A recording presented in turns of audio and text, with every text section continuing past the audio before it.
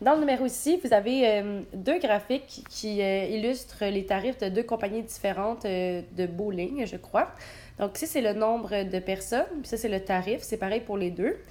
Par contre, on voit que les tarifs ils vont être différents.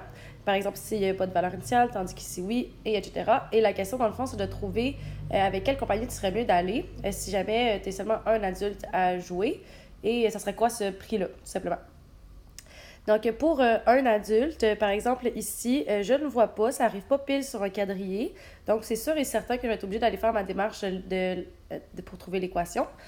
Ici, c'est la même chose. Pour un adulte, on n'essaie pas d'aller deviner c'est quoi ça, là. Ça n'arrive pas pile sur un quadrillé.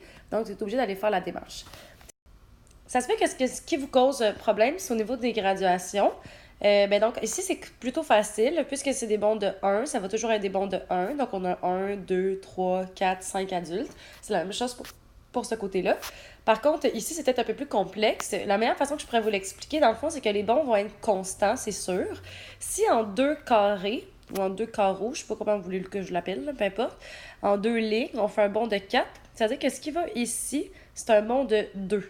Pour la simple et bonne raison que ça soit des bons constants. Fait que si je fais un bond de 2, un autre bond de 2, là j'arrive à 4. C'est sûr que c'est pas un qui va là, parce que sinon ça aurait fait un bond de 1 puis un bond de 3. Donc ça fonctionne pas. Fait qu'ici, dans le fond, il fallait juste que je divise le 4 en 2. Même chose pour ici, ça veut dire que ce qui va être ici, c'est un 15. Donc je vais aller graduer tous les axes au complet. Donc ici, vous voyez que mon écriture est vraiment laide. C'est tout simplement parce que l'application, elle ne nous permet pas de zoomer. C'est un peu bizarre. Donc voilà, mais c'est des bons de 2, 4, 6, 8, 10, 12, 14, 16, 18, 20 et 22. Et ici, 15, 30, 45, 60. Je peux aller graduer au complet parce que moi, dans le fond, ce que je veux dans ma table de valeur, c'est seulement 3 points. Fait que je suis allée jusqu'où je devais aller pour avoir 3 points dans ma table de valeur.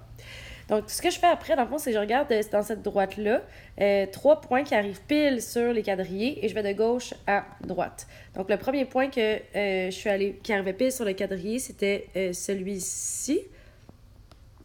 Ensuite, j'ai celui-là et finalement, j'avais celui-là.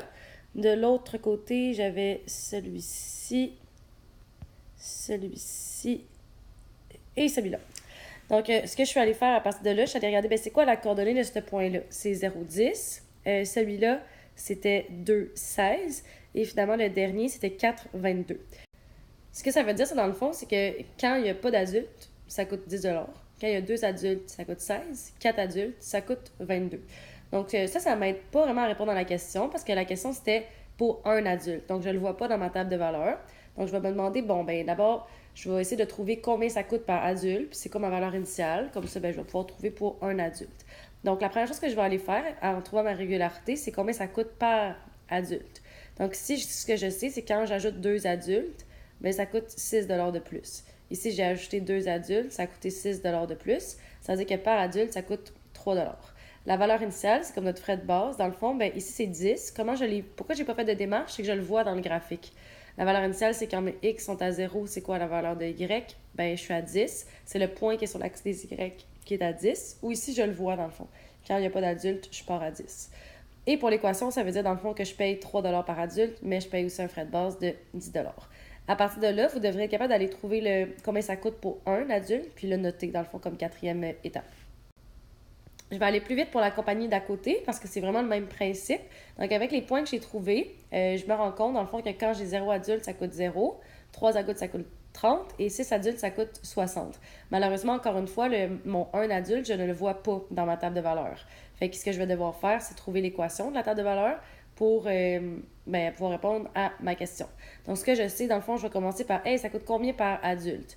Fait qu'ici, quand j'ai 3 adultes de plus, ça me coûte 30 $ de plus. Même chose ici, 3 adultes de plus, 30 $ de plus. Ça veut dire que par adulte, ça me coûte 10 $. La valeur initiale est à 0. Le point qui est sur l'axe des Y, il est à 0. Fait que ça veut dire que je pars à 0. Sinon, c'est quand mes X sont à 0, c'est quoi la valeur de Y? 0. Sinon, dans la table de valeur, on le voyait aussi. Fait que pour l'équation ici, ça veut tout simplement dire que combien ça coûte? Ça coûte 10 fois le nombre d'adultes parce que c'est 10 $ par adulte. À partir de là, vous devrez être capable de trouver combien ça coûte pour un seul adulte, puis le noter. Puis ensuite, dans le fond, tout ce qui va vous rester à faire, c'est de choisir c'est quoi le meilleur coût entre les deux et de l'écrire comme réponse.